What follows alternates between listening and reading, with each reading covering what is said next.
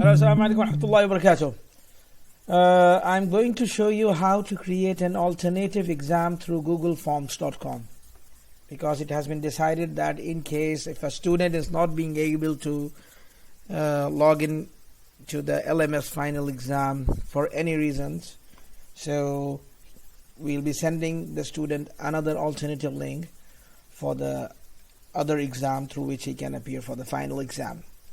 So the first thing is to do is you have to go to forms.google.com.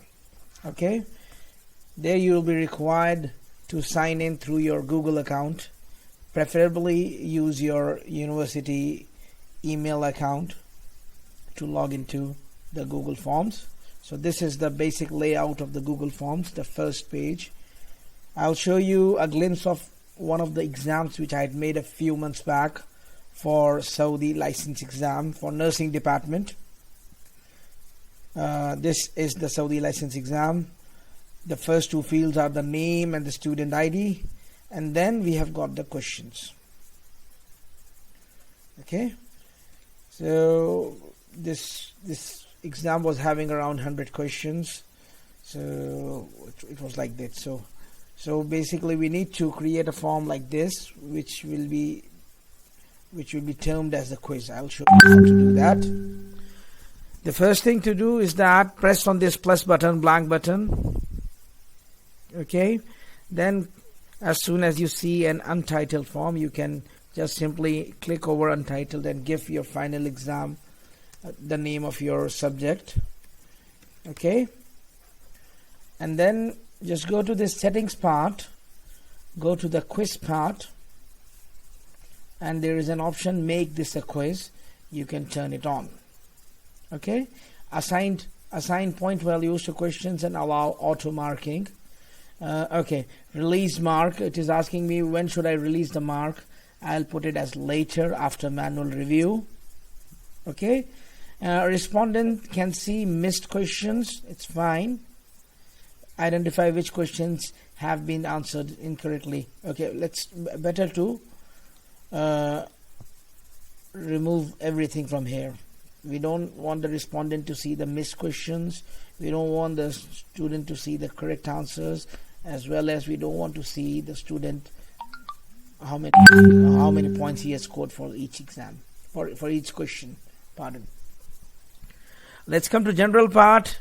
If we really want the email addresses, we can keep it checked over it here, but in our case let it be blank because the students, they are not sure about their email addresses. And restrict the users to Jamia Shakra University. Again, well, the student might not be having their own Jamia Shakra University email account, so leave it like that. Okay, and we can limit to one response. Okay, if we do this thing, then respondents will be required to sign into Google. Okay, so we should expect, or in fact we can broadcast it to the students that they should be having their Google Gmail account, if not the official one, any Gmail account. That's important, so that they can come to this form only once. Okay, respondents can edit after submit. No, they can see the summary charts. We don't want them to see anything, so we are going to keep it as unchecked. Just simply save this thing, come to this thing, and maybe if you want to put in any instructions, you can put in the instructions over here in form description. Let's come to the first field. First field we need to put in as the name of the student, so we'll put student's name. Okay, this will be a short answer, and since this is not a question, we are not going to punch in anything for the answer key. Okay, now if we need to bring in any other field at any point of time, then we have to come to the right side and press on plus button. Okay, now here I'll put in the student ID. Okay, this is again a short answer. It came in automatically. So there are a lot of things in the Google applications which can intelligently sense the fields. Since I put up student ID, the short answer came automatically, and response validation has also come in that it's a number. Okay, leave it as it is. Now let's move to the first question. Again, plus button.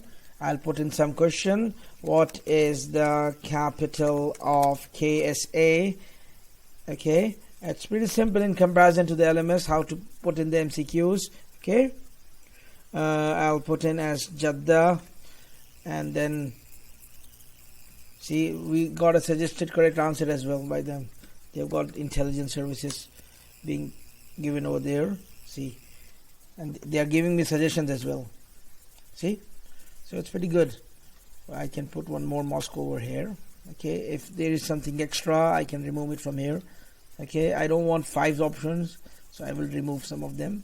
So right now I've got 4 options. So first question is complete. Answer key.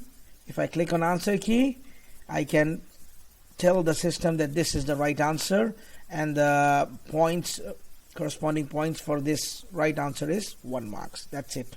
Press on done button. So first question is complete along with the right answer. Okay, next question, if I need another one, I can either press on this plus button, or I can use this duplicate thing. If I press on duplicate, I can see another same question, and here I can change it to something else. For example, USA. Okay, I'll change it to what is the capital of USA, and maybe I can say none. Okay, and I'll go to the answer key and I'll tell them no, I don't want this one is the right answer, and remove this one. Okay, at times it is accepting two answers, so in our case we want that this is the right answer. The point is already there, 1 point, done. So we are done with 2 questions.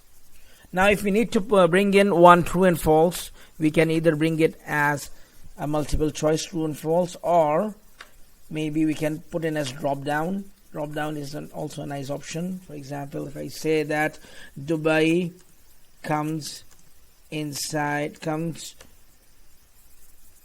under the Indian country. Okay, just a plain sentence. Okay, so it's a drop down. I'll say if it is a true and if this is false. Okay, and let's punch in the answer. Which one is the right answer? Dubai comes under the Indian country, false, and the corresponding point for that is 1. So that's how it is. It's pretty simple, and we can give in the questions and everything over here in this particular way. And we are expecting to put in only MCQs and true and false, so we can do it like that.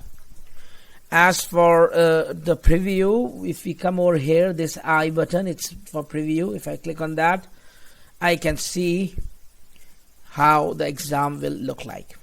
Okay, see, the options are there, the student name is there, student ID is there, and then I click on this one, and I can choose in for true and false. Okay, and then that's it, I can submit it. One more important thing is that I want the student not to miss his name over there, so there is a required button over there. I'll click on that, required, and the guys who have created the Google Forms before, they will find it quite easy. In fact, it's pretty simple, quite user-friendly application, this Google Forms. Okay, okay, this is done. Now if I need to know how can I save this thing, it's already saved, all changes saved in Drive.